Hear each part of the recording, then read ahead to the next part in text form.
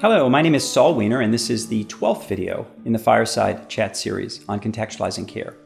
In this one, we're going to look at one of the biggest obstacles to contextualizing care, which is what I often refer to as the efficient task completer mindset. So, what is the efficient task completer mindset? Over more than a decade, my research team has collected and analyzed thousands of audio recorded visits, and one of the things that we hear a lot is the way in which the doctor is beholden to the computer and to getting through a checklist of things. Throughout a visit, you can hear the doctor typing while getting through prompts and reminders. You'll hear them say things like, "When was your last colonoscopy? Have you had a flu shot?" And so on. So of course, there's nothing wrong with these questions. They're important. The issue is when they occur at the expense of much else, when there is no real engagement, no interest in what's going on in the patient's life that may be directly relevant to planning their care, what we refer to as contextualizing care. So I asked Amy, one of the research assistants on my team, to pick a recording that's typical of what she hears every day. And since we can't actually play you the original audio for privacy reasons, we portray it here with a couple of actors who follow the script. Now, as you watch, I think you'll notice a couple of things. At least I did. On the one hand, the physician's behavior is understandable. He's trying to do his job and is reasonably conscientious and courteous. And in that respect, this seems like a typical encounter, which I think it is. At the same time, there is something wrong in my view. I see an absence of connection, and I see a doctor who is repeatedly missing opportunities to respond to the suffering and the needs of his patient. At various points during the video, I'm going to cut in to share my thoughts on some of the things that I'm seeing. And of course, I hope you'll form your opinions as well. One of the reasons I'm sharing this video is that I think it's important to learn about doctor-patient communication by watching actual encounters, or in this case, a nearly verbatim portrayal. All too often, I think communication is taught in an idealized way. Medical students are taught various frameworks and acronyms like PEARLs and SPIKEs, and then they role-play them with standardized patients, but without having to contend with the challenges of a real visit. PEARLs, by the way, stands for partnership, empathy, apology acknowledgement, respect, and legitimation. But what do these words really mean? And as you watch this video, do you see a partnership? Do you see respect? And if you do, then how would you characterize it? And if you don't, then what's missing? Okay, let's get started. Nice to meet you. How you doing? Doing all right. Let's go ahead and have a seat right there. So I understand you saw Dr. Martin a few days ago in the ER? Yeah. A few days ago, and she diagnosed you with plantar fasciitis. I actually knew that before. Oh, okay. And it just flared up on you? It was bothering me, so I went in to ask her to see if there was anything else to be done about it. Okay. Oh, here's the original x-rays and the report on it. Oh, okay. I reviewed them kind of already. Thanks for bringing it in. So when would you say you have your pain? Whenever I try and pick the foot up, I try and walk on the ball of my foot, but every time I take a step, it feels like there's a balloon in the heel. Okay. And it presses. Okay. All right. So let me examine you. You know, what I'd like to do is to send you to podiatry to see if there is something. I already have an appointment August 2nd. All right. So they're going to be the ones to best address this, and they might be able to give you a special shoe and also get x-rays and discussions and things. And they'll go over all of this stuff with you too. Otherwise, it looks like you've never really been here in the system. No. Okay. So I do have a few questions to kind of go over and make sure we cover everything else. We're going to repeat your blood pressure too. It was almost a little high. Okay. Do you have any past medical history that you know of that a doctor ever told you about or anything like that? No. I had the first right rib taken out. Okay. And then are you a drinker or a smoker? Have you ever been in the past? When I was 7, 8 years old, I was smoking. So when did you quit? When I was like 8 years old. How much did you smoke? Probably 2, 3 cigarettes a day at that time. The reason why I ask is we need to see if we need to do some tests to screen for an artery issue. How long did you smoke? A year, 2 years? Probably a year. It was the excitement of stealing them from my brothers and sisters.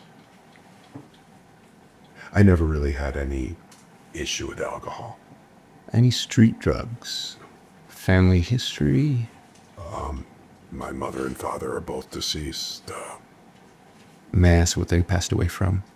My father just got old. His body gave out on him. My mother, the exact cause, they don't know. I know she fell and hurt her knee. And I took it as an embolism because when I got back, the doctor said that he was talking to her and he turned to right on her chart and he turned back and she was dead. No problem. Have you ever had a colonoscopy? No. Okay, so what we just saw captures the essence, in my mind, of the efficient task completer mindset. Notably, the patient shared that his mother died in a somewhat shocking and unexpected way, and the doctor responded with, "No problem. Have you had a colonoscopy?" So, how does that happen? Of course, the doctor's statement about no problem isn't in reference to the patient's mother's death. It's as if he's barely registered it. Rather, he's focused on entering data into his note. And what he's basically saying is, you've told me what I need to know for my note, and we can just move on now. So it's all about getting through his tasks.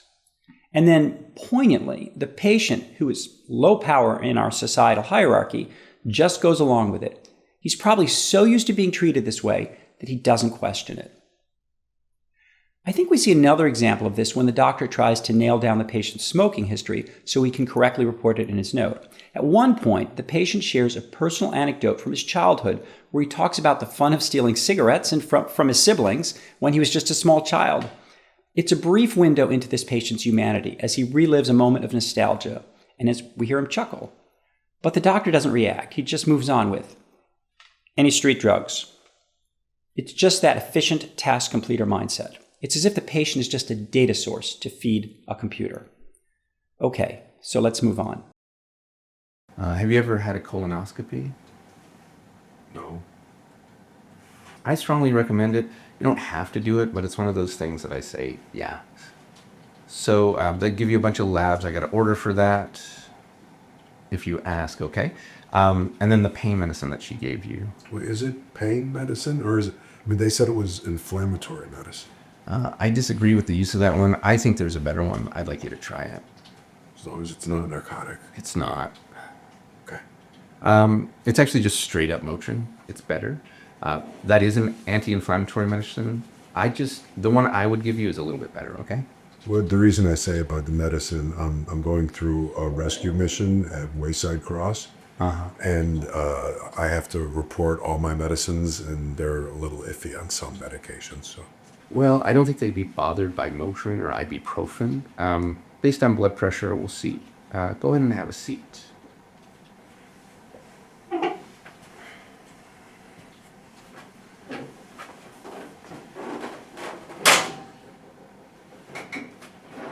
Have you been enjoying the weather? I try. I try and get out and ride the bike. That's good. So unfortunately, I have some more bad news for you. Based on your weight, you actually fall into the category of obese. Oh, yeah. And I realize that. That's why I can ride the bike. That's great. I want you to continue to ride the bike. But actually, it's easier to ride the bike than it is to walk. So that's definitely something. Another thing is diet. The VA has a program called the Move Clinic, and they'd be able to work with you if it's something that you're interested in. It's something I'd be interested in, but where I'm going, I have no control over the diet. Right. I'm just whatever they have. I understand. I'm just saying something. Are you working with our social work and everything? Yeah, I just got into the homeless program last month, so I'm trying to do everything they asked me to do. Okay. So would you be able to have the colonoscopy? I don't even know what that is. So this segment begins with the doctor encouraging the patient to get a colonoscopy and saying that if the patient wants it, he'll need to order a bunch of labs. And then before the patient can even respond, the physician starts asking about pain medicine to order for the plantar fasciitis. Now, this jumping around only makes sense when you realize that the doctor probably has his ordering screen open and is trying to get all those orders in. Also, when the doctor is talking about the pros and cons of various pain medications, the patient discloses that he's moving into some sort of residential home called Wayside Cross. This could have been a time for the physician to ask about the patient's living situation and possible homelessness, but instead he just motions for him to have a seat on the exam table, and as he's waiting for him to get up, he says, "Have you been enjoying the weather?" Which, of course, is classic small talk. The doctor is either oblivious or not interested in learning about what's going on with his patient. And then, in response to the weather question, the patient replies that he tries to get out to ride his bike, and the doctor responds with, "That's good," and then immediately says, "I've got more bad news," and tells the patient that he's obese. He then tells him about a weight loss program and a nutrition program. And then poignantly, the patient responds with, "Where I'm going, I have no control over the diet." And the physician responds, "Right, I understand. I'm just saying something. Are you working with our social work and everything?" It's as if this patient is just a series of problems to be addressed with a series of referrals. There's no interest in the patient's challenges, and the physician skirts talking about this man's homelessness with phrases like, "Are you working with our social work and everything?" And then at the end, remembering he has a loose end, he asks, "So would you be able to have that colonoscopy?" And the patient replies, "I don't even know what that is." So let's see what happens now.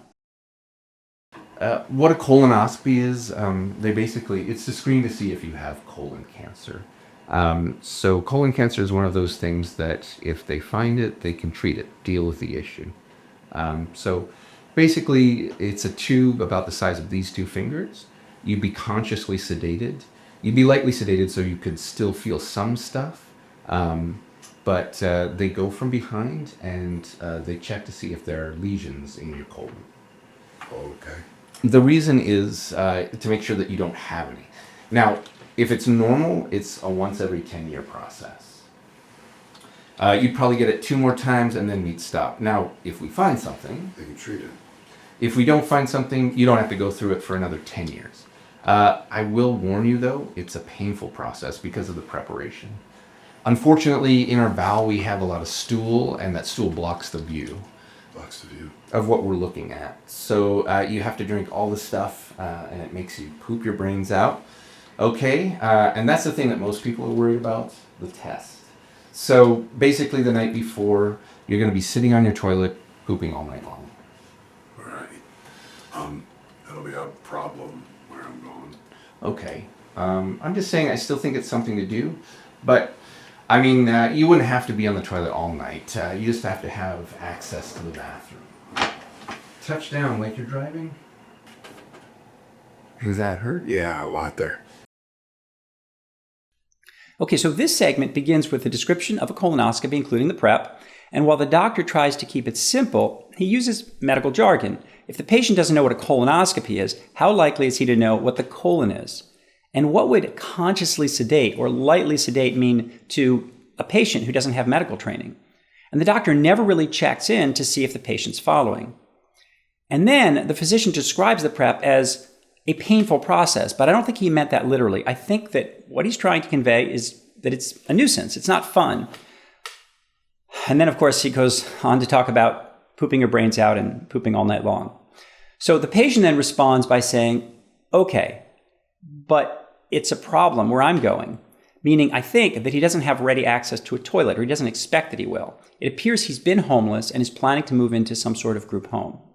And again, the doctor misses an opportunity to understand the patient's situation and just says, "Okay, I'm just saying it's something you could do."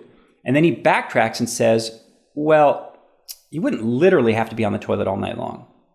So there's really no interest in this patient's lived experience and how to accommodate it. And then, having hit on topics that he needs to document, the doctor abruptly shifts to the foot exam. And as far as we could tell, based on the audio recording, that was the only part of the physical exam that was conducted, although it's possible that we missed something. Okay, so let's see what happens next. Okay, you're going to have to take off your shoe.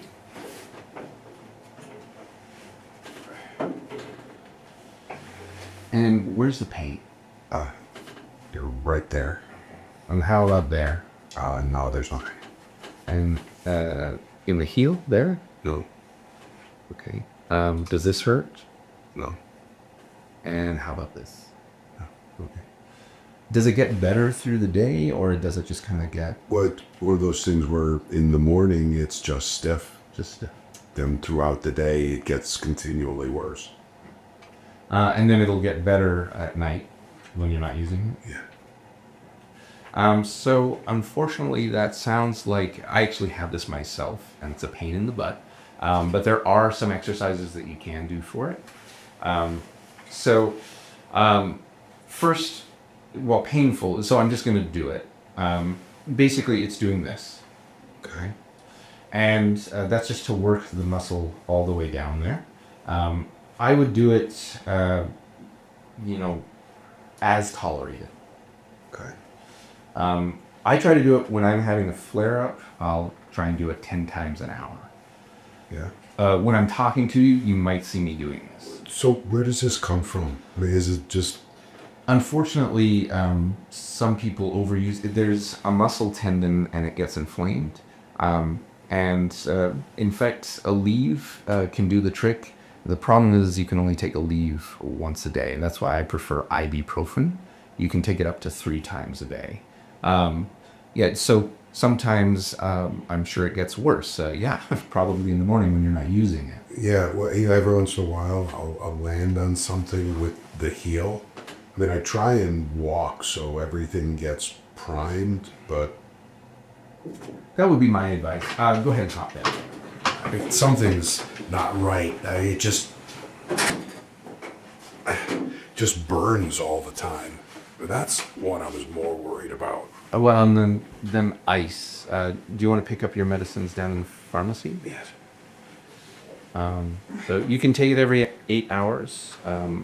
I'll give you a call if any of your tests come up positive. Okay. Otherwise, I'll see you in 6 months, okay? Okay. I want you to follow up with that appointment. And if you're not feeling any better, I want you to give me a call. Okay. The other thing I'd like to talk to you about, it's the outpatient advanced directive. So basically, what it is as you get older, if you come to the hospital, I'll be able to give you my advice as to what I think you should do, but you don't have to follow that advice necessarily. What it is you can make your wishes known to us formally in writing. And the other thing is the durable power of attorney. What that means is if something happens, like you're in an accident, some kind of breathing mechanism or something like that where you can't speak, you'll have somebody who can tell us your wishes, what you'd like to have done. Now, of course, this is just a precaution. I don't think that any of this is necessarily likely to happen now or in the near future, but just to have a precaution. So I'll need you to sign it here. What would you think? Do you have any thoughts about that? It'd probably be good. And I don't have anyone to speak for me, so.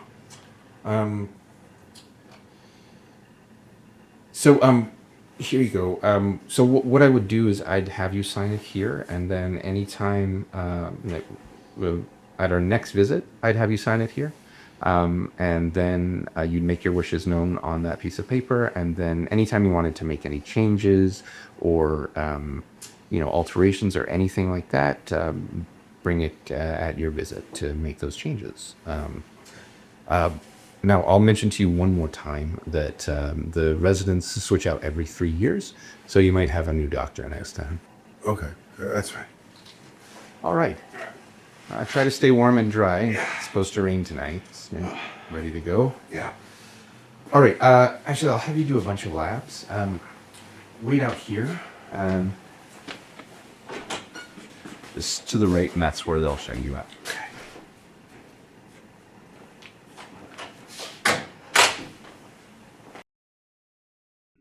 So the visit ends with the doctor having this advanced directive talk just as the patient is getting up to leave. It seems the resident realized at the last minute that this was one more thing he's supposed to do. The conversation seems awkward because it's about something pretty significant that's being discussed in a perfunctory way without any meaningful doctor-patient relationship. The doctor's explanation is pretty hard to follow as he tries to explain that an advance directive consists of two parts. There's a living will, in which the patient conveys his wishes, and a durable power of attorney, in which he gives decision-making authority to someone who he is close to in the event that he is unable to communicate for himself. Now, again, somewhat poignantly, the patient replies with, "I have no one to speak for me." And the doctor responds with no evident care, and just saying, "Okay, let's focus just on the living will then," and shows him where he'll have to sign. I don't see any recognition by the doctor of the patient's aloneness. And then, without any transition, the physician tells the patient that there will probably be another doctor the next time he comes. And the patient responds, "Okay, that's fine." Ironically, it is fine because the doctor has essentially made himself interchangeable. He then returns to small talk about the weather and tells him he'll need a bunch of labs, and without explaining what they're for, he ushers the patient out the door. Now, I think it's important to acknowledge that the resident had limited time with the patient and that he tried to pack a lot in. But again, I come back to the image of an efficient task completer and whether it's really effective. Will this patient actually get that colonoscopy? Will he actually do something about his diet and weight?